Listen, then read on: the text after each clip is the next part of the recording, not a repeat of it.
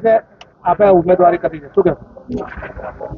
મહાનગરપાલિકા નડિયાદ 2026 નું પ્રથમ ઇલેક્શનમાં મેં અને અમારા બીજા અન્ય વોર્ડના ઉમેદવાર આઝાદભાઈ એસકે બારોટ, મારા વોર્ડના મહિલા ઉમેદવાર, અમે બધાએ આજે નડિયાદના વિકાસ માટે, નડિયાદને આગળ લાવવા માટે, દરેક વોર્ડને આગળ લાવવા માટે, ભ્રષ્ટાચારને નાથવા માટે, તૂટેલા રોડને સરખા કરવા માટે, કચરાના ઢગલા ચોખ્ખા કરવા માટે, સરકારની ગ્રાન્ટ 100% વપરાય તેના માટે, લોકોમાં ભય દૂર થાય તેના માટે, ધાક ધમકીઓ લોકોને ઓછી મળે તેના માટે, અમે રોજગારી માટે, અમે આરોગ્ય માટે, અમે શિક્ષણ માટે, નડિયાદના વિકાસ માટે અમે લોકોએ આજે મજબૂતાઈથી ઉમેદવારી કરી છે.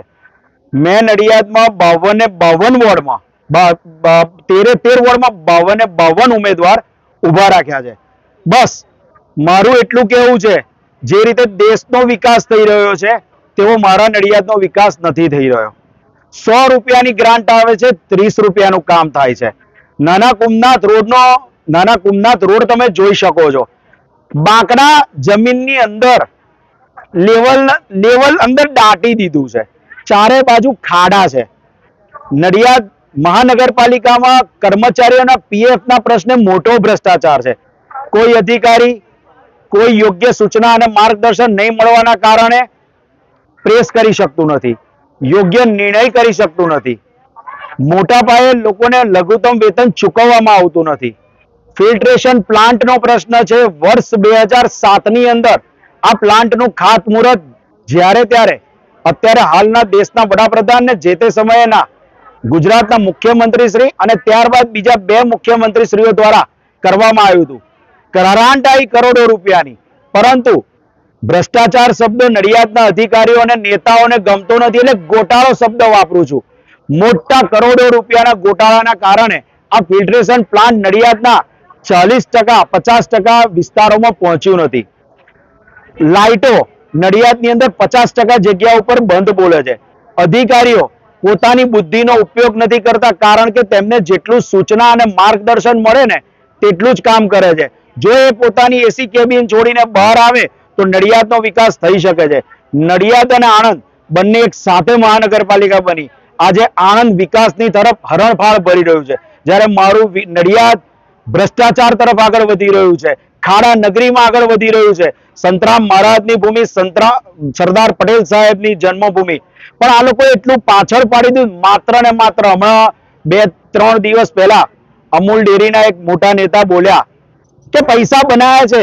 બહુ સાચું બોલ્યા, એમણે નથી બનાયા, બધા નેતાઓએ બનાયા છે. અત્યારે હાલનું રાજકારણ, અમે શિક્ષિત લોકો છે, નડિયાદમાં સારું કરવા આવ્યા છે. અત્યારે આ લોકોનો વિષય સવારે ઉઠે અને સાંજ સુધી માત્ર રાજકારણ કરવાની સાથે સાથે ભ્રષ્ટાચાર કરવાનો છે. અમને એક મત, અમારું મોઢું જુઓ, અમે પ્રજાનો અવાજ બનીશું, રોડ રસ્તા સારા કરીશું. અમે જેટલી 3 દિવસ પહેલા પ્રેસ કરીને જે અમે મેનિફેસ્ટો બહાર પાડ્યો છે એનું પાલન કરવાની જવાબદારી અમારી છે. નડિયાદને આગળ લઈ જવાની જવાબદારી છે.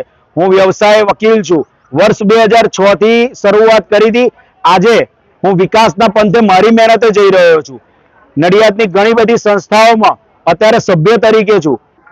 કેમ કે કશું કરીએ છે, જ્યારે અત્યારના હાલ નડિયાદ વિકાસ તરફ આગળ નથી વધી રહ્યું. એક અમને તક જોઈએ છે, માત્ર એક તક, વિકાસ માટે તક જોઈએ છે. અમારી જોડે એકવાર વિશ્વાસ રાખો. નડિયાદની પ્રજાને હાથ જોડીને કહું છું, તમે ધાક ધમકીમાં ના આવશો. અમારી ઉપર અમારા સાચા પ્રશ્નને લઈ અને મહાનગરપાલિકામાં ખોટો હુમલો થયો છે. અમે ગુજરાત હાઈકોર્ટમાં તે માટેની ફરિયાદ પણ દાખલ કરી દીધી છે. તમામ પુરાવો પણ અમારી સાથે છે. ક્યારે હુમલો થયો કે જ્યારે ભ્રષ્ટાચાર ઉજાગર થયો.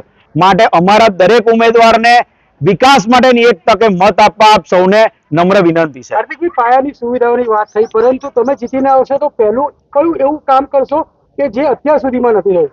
જો અત્યાર સુધીમાં નડિયાદમાં રોજગારીનો પ્રશ્ન બહુ મોટો છે. નડિયાદના લોકો સવારે 5 વાગે ઉઠીને 6 વાગે ટ્રેનો પકડી અને ગામ બહાર જતા રહે છે. અત્યારે 50% સોસાયટીઓ ખાલી છે. છોકરું 10મા ધોરણ પછી નડિયાદમાં રહેવા તૈયાર નથી, બધું વિદેશ બાજુ જતું. એનું કારણ શું? નથી ડેવલપમેન્ટ. રોડ રસ્તા સરખા કરીશું.